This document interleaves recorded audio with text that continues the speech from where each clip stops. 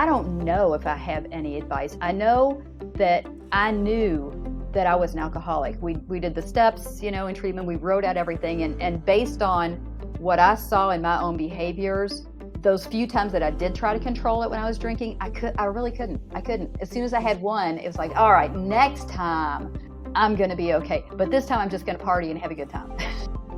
I don't know if there's any advice I can give anyone except to hang in there and listen and do what you can to do the steps. Because I know so many people at that age are like, it was just a phase. They were just like I was. I don't know why I got it. I just feel really grateful. And I have no words of wisdom other than the times that I wanted to drink while I was sober. I just made sure I got on the phone with someone and talked it out. Welcome to the Daily Reflection Podcast with your hosts Michael L. and Lee M. This is a show where we strive to provide inspiration through interviews with members of the recovery community. We are not aligned with any 12-step program, but you may hear them mentioned throughout the course of an interview. Today on the show, Evala. She's from Louisville, Kentucky, and she's got quite a bit of sobriety, although she admits that she's still gaining perspective. She shares with us today, for February 11th, on the limits of self-reliance. I hope you enjoy this episode. Hi, Lee. It's great to have you back on the show. How are you doing today? I'm doing great. Great to be back. Terrific. And it's February 11th. We have a guest today. Let's bring Evala in. Evala R. from Louisville, Kentucky. It's great to have you on the show. Thank you. It's great to be here. So today is February 11th, as we said, and we always get started by reading the daily reflection for today. Would you help us out and read that for us? Yes. February 11th, the limits of self-reliance. We asked ourselves why we had them, fears. Wasn't it because self-reliance failed us? That's from Alcoholics Anonymous on page 68. All of my character defects separate me from God's will. When I ignore my association with Him, I face the world and my alcoholism alone and must depend on self-reliance. I have never found security and happiness through self-will, and the only result is a life of fear and discontent. God provides the path back to Him and to His gifts of serenity and comfort. First, however, I must be willing to acknowledge my fears and understand their source and power over me. I frequently ask God to help me understand how I separate myself from Him. Wow, this one mentions God quite a bit. Like many of the daily reflections, it mentions God quite a bit. I'm curious about your conception of a higher power. Well, when I initially went on the list to sign up for one of these podcasts, I tried to find one with the least amount of God in it. But I didn't want to go too far. And so, I have been sober for a long time. And I have struggled and gone through different beliefs and love-hate relationships with God. And I just have come to this, in the seventh step prayer starts off with my creator. And that's what I like to think of as higher power. And in my mind, I picture an eagle soaring above sort of a Native American thing. I'm not Native American, but I just have such a hard time with the masculine, religious-based thing. And when I hear the word God and the semantics that go along with it, that's what I think. So when I can thank my creator, even when I say the third step prayer, I throw my creator in just because I'm much more comfortable that way. I love that. I'm wondering, how long did it take you to get to that Native American concept of higher power for yourself? Well, okay, here we go.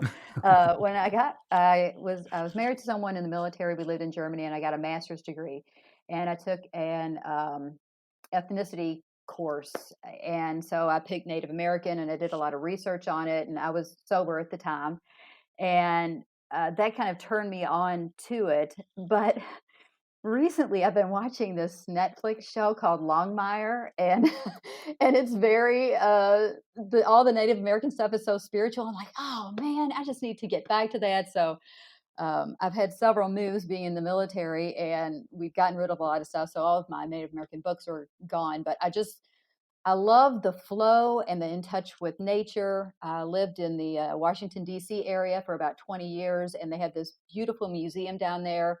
And I'd walk into the Native American Museum, and I just felt the sense of peace when I went in because everything was symbolism and it was connected with nature, not so much you need to do what I say, but a natural way. I love that. The what does Bill Wilson say, that it's roomy and all inclusive, and we get to find the higher power that we're attracted to, and to be able to have the opportunity to try different things until something lands is one of the things that I find so special about the program. And that it evolves, right? Yeah, that's powerful. So tell me about the limits of self-reliance. What does self-reliance mean to you? So I am a strong believer in self-reliance, and it has gotten me in so much trouble, that belief. I was just talking to my sponsor today because I had this breakup over the summer, and I guess it was about 6 months ago, and I have been struggling with higher power right now, and a lot of other things, and um, so there's a format, a Big Book Awakenings format, which is like a workbook to go through the 12 steps through the Big Book. And so I've been doing that, but with not so much alcoholism and drugs, but addiction to people and relationships and love. And it has really been awful because I just want to, doing all the writing, I've really realized how much I try to control outcomes and I will connive. I mean, I've been sober 37 years and I still want to connive and control and manipulate because I believe that this is the right way to get to the right results.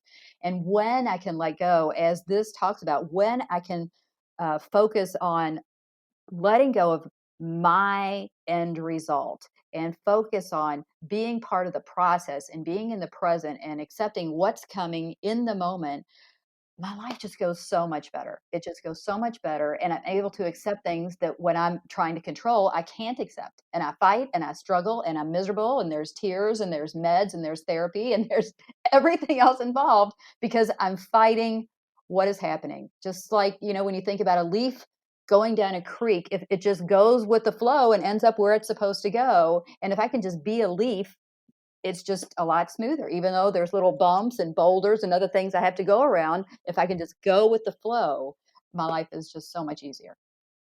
So how has the program helped specifically with that? How did the 12 steps help you with that? So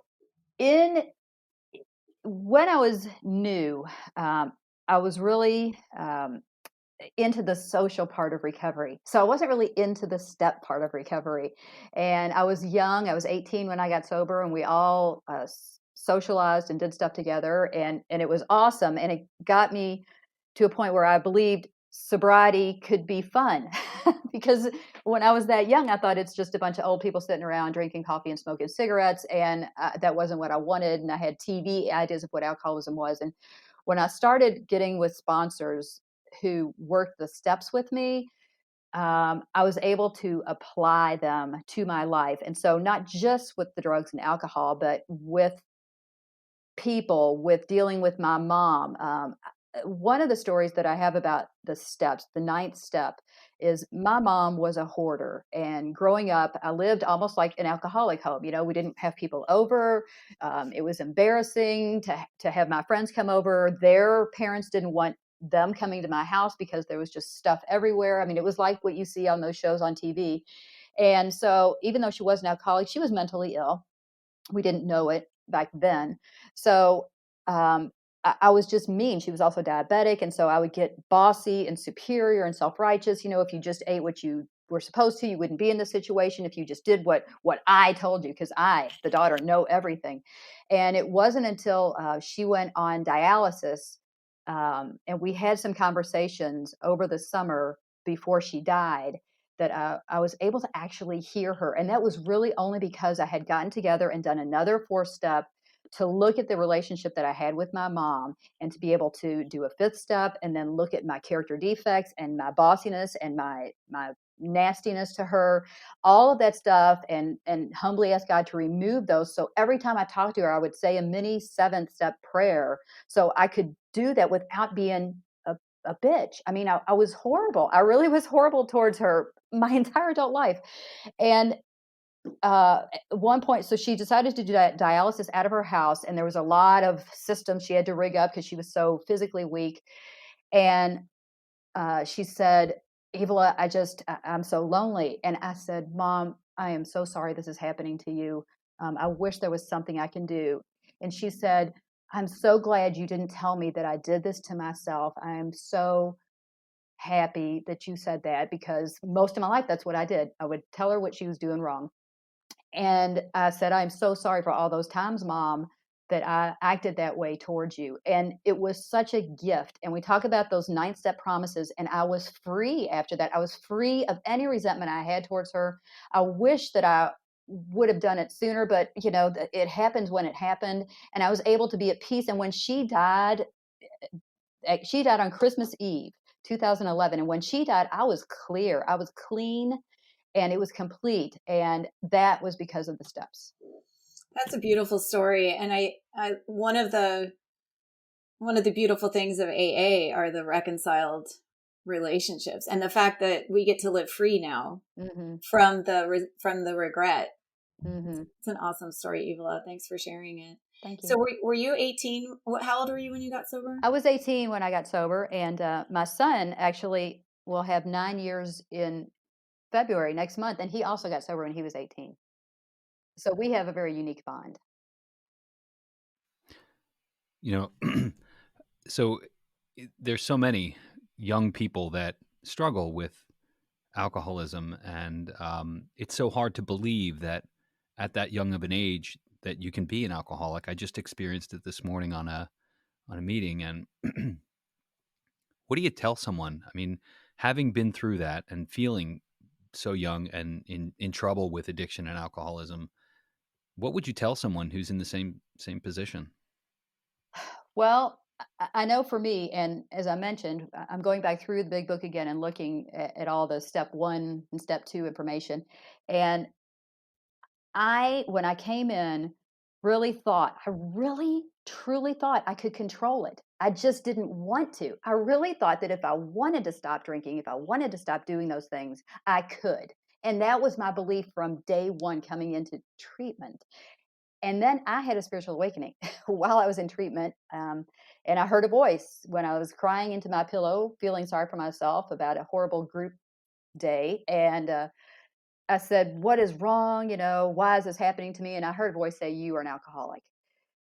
And I knew at that moment that I was. So I don't know if I have any advice. I know that I knew that I was an alcoholic. We did the steps, in treatment. We wrote out everything. And based on what I saw in my own behaviors, those few times that I did try to control it when I was drinking, I really couldn't. I couldn't. As soon as I had one, it was like, all right, next time I'm going to be okay. But this time I'm just going to party and have a good time. And, I was a blackout drinker. I was a pass out drinker. And that was what I strove for. I thought that was how you had a good time. If you couldn't remember the night before, you must have had a good time. And I don't know if there's any advice I can give anyone except to hang in there and listen and do what you can to do the steps, because I know so many people at that age are like, it was just a phase. They were just like I was. I don't know why I got it. I just feel really grateful, and I have no words of wisdom other than the times that I wanted to drink while I was sober. I just made sure I got on the phone with someone and talked it out.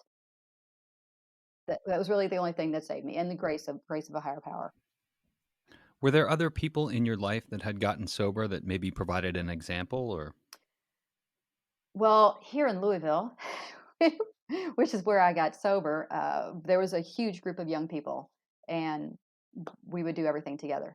We went bowling, we toilet papered each other's houses. That's what we thought you were in if you got your house toilet papered. So, and so we did everything together. And I moved away when I got married. I was gone for 30 years and I came back and I still hang out with those people. My home group meeting is tonight and I'm in charge of leading the Zoom meeting. I've been doing it for a year now and thank God we turn it over tonight to the new person. But but there was a guy that I dated when I first got sober at that meeting, and he's still sober. Going through this breakup, I called up one of my friends, and I'm like, "Hey, can I come over and hang out with you and your wife? Because I am really not in a good place right now." And he has 2 weeks more than I do, and there's quite a few people in that room who have 36, 37, 38 years, and they're all in their 50s, and they all got sober when they were 18 ish. That's amazing. Yeah, I it's feel like amazing. I heard a lot of it, but how would you describe reliance on God for you today? So, uh, as I said, I've kind of vacillated in my spiritual life. So I'm back to getting on my knees every morning and saying the third and seven step prayer kind of smushed together as I'm comfortable with. But just when I can get my day started that way, um, I'm able to focus better on everything else I need to do, whether it's program wise or work wise or today is one of my days off. Tuesday and Monday are my weekends. So this is my Saturday, basically. And so I can go and get errands done. I've also in the process of buying a house, not buying it, bought a house and finishing a house, stripped it down to studs. And we're almost done. So I plan on moving in sometime in this next month. And that's very stressful. So being able to have that focus and breathe, take a deep breath, whatever happens, happens. If the floor guys are still messed up, I'm just going to have to fire them and do something. Things that are grown up that I don't like doing. Praying helps a lot with that too. So Beautiful. What's your program look like today? I'm interested in the stuff that you do with Zoom and how you picked that up. Was that difficult? it wasn't my outside life. I use Zoom a lot. And so when all of the COVID stuff went down, I already knew what I was doing. And I kind of trained a few other people to do it. And it's really, I love doing it. I love that I have this skill that was a skill from before that I can use in recovery for service. I love it. Beautiful. Yeah, that's beautiful. And, I've experienced the same thing with my home group. We've transitioned to fully online now that we're in the pandemic. And I started a course, I guess about 9 months ago, where we run it every, I don't know, 2 times a month. And we call that, it's a new form of service, right? It's not Mm. necessary. It's not chairing a meeting. It's not hosting a meeting. It's actually, we call it a Sherpa. You're basically carrying the technical weight up a mountain to have an AA meeting, and we run those on our home group Zoom. The next one is February 5th. I've actually thought about posting that in the podcast Oh, that's notes, and awesome. yeah, That's kind of open it awesome. up. Yeah, I'm also in the process right now. My home group in Virginia contacted me, and so we are presently doing a back to basics through Zoom. And we have a tech person there, and she opens the room, she gets it all started, and it's great because I get to see all my friends from Virginia, and it's just really nice. And we wouldn't if you know I'm not grateful for COVID, but I'm grateful for the opportunities that COVID has placed in my way. Are you from Unity Club? Yes. I've been to the Back to Basics wonderful program. Yeah. What would you say to people who are just Zoom averse right now? Oh, I I feel your pain because we do this in the rooms, and then I do this for my job, and I feel your pain, and all I can say is, okay, this is where we are for now. That's what I tell myself. This is where we are for now. I will get to see people in person again, but I know so many people who have relapsed and they've stopped going to meetings, and that was part of the breakup situation that I had. And it's painful to know that people that you love, whether it's friends or romantic interest or just people you've seen in meetings on a regular basis, can't do it, and they go back out, and it's really sad. So while I love the opportunity the Zoom gives us. If you are struggling, if you hate getting on those meetings, try some new ones. Try some new ones. I mean, there's a bazillion Zoom meetings out there now. I know people are going to meetings all over the world. And yeah. It's great advice. So how do you find the meetings? Well, I actually am in a local Facebook group, and two of the people in the group are circuit speakers, so they're always posting stuff for the meetings. And I know in Virginia there's also local AA little local Facebook groups, and I know that they're also posting Zoom invitations for other meetings as well. And I know in my group there's service opportunities as well to be speakers on meetings. That's great. So I think you can actually Google probably AA meetings on Zoom and get directed to the various state organizations, right? There's a meeting guide. Yeah, meeting guide app. Meeting guide app on Apple and Google. Who designed that app? I don't know. Oh, no. Josh R. from San Jose. Oh, okay, cool. So the meeting guide app. So you go to the App Store and look for that. That's excellent. Yeah.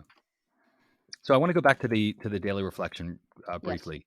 And it talks about self-reliance, and we kind of covered that. But it also talks about first, however, I must be willing to acknowledge my fears and understand their source and power over me. Do you feel like fears still have power over you today, even though you're sober and working a program? Yes. Yeah.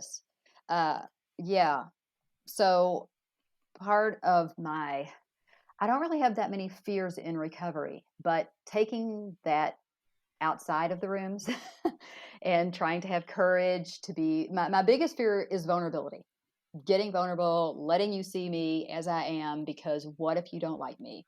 And when I do a fear inventory, and it takes it down to, okay, I'm scared of this. Well, what makes you scared of that? And then you just break it down, and ultimately it goes to fear of not being lovable. Then that means I'm going to be in emotional pain and I could drink. But the fear of not being loved is huge for me. And so I can go to character defects over that fear, people pleasing, getting angry, but not letting you know it. So then I have resentments, because I can't talk like an adult would talk. Someone with long-term recovery can talk. I just pout or cross my arms or roll my eyes, or these are how my character defects come out. And all of them are fear-based. Mm. This is one of the reasons I love the program. It's a design for living.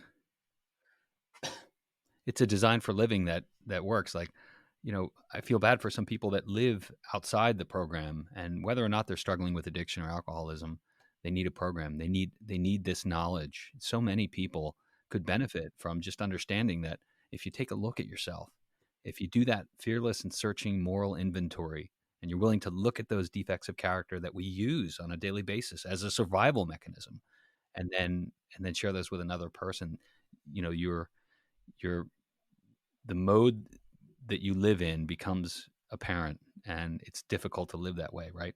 Yes. My youngest brother and I talk several times a week, and we were just talking today about allowing others to see our vulnerability, because that's how we form the best relationships. He went through his own struggles with recovery and alcoholism, and he clearly knows about mine. And we've been able to form this relationship where we share what if we told someone else we were scared that they would make fun of us about. Because we're both trying to date and do this online dating, and there's a lot of fear of rejection wrapped up in that. And so I just get on the phone with my brother and we talk about these fears that we have. And in the rooms, I'm actually a little nervous about going back into meetings because I've been safe through a screen for so long, seeing people in person. What if they don't like me? What if they think I'm weird? Even though these are people in recovery, I can have fears around that. So, or just going to a new meeting where I don't know anyone, what if they think I'm weird? Let me just stay quiet and sit in the back. What's so great about what you're sharing is that you're giving voice to things that I think we all feel. And after so many years in recovery, there's this sense of, I shouldn't feel this way, but we all do. And it doesn't matter how long we've been in recovery or how short. We just all feel that way. And it's just about working through it, turning it over to God, putting ourselves out there. Yes. I can really set some really stiff expectations on myself about what I should be doing in recovery, because I'm sober for X amount of years, and all of it So we talk about God in this reading. God helps me to remember that I am a newcomer at heart. Yeah. My sponsor says we don't should on ourselves. Anytime I say the word should, I'm in dangerous territory. Yeah. My all I can say is my poor sponsees, because that's like the first task they get from me is, okay, we're going to do a should inventory. Every time you say should or must or need to or have to, I want you to just put it on, make a little tally list. And at the end of the week, we'll talk about it.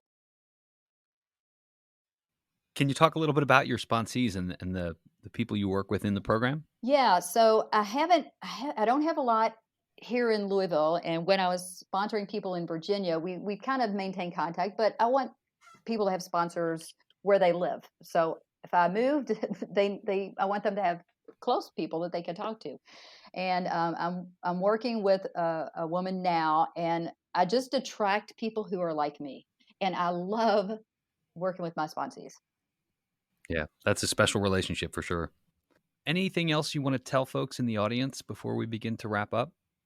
This is just a one day at a time program, and I have to live in the moment. Like, we're going to finish this up. I'll have a little something to eat before the meeting tonight, and then here in Louisville, I go out with some people who have already had COVID, like myself, and we go out after the meeting. We go out to eat, and it's those the relationships in recovery are the key for me to staying sober, because I can think all I want about drinking and the consequences, but the biggest fear I have is losing the relationships I have in recovery and the relationships I've gained outside of the rooms because of recovery, because I will not be the same person. Well, Evala, thank you so much for spending time with us. It's been wonderful chatting with you. Thank you.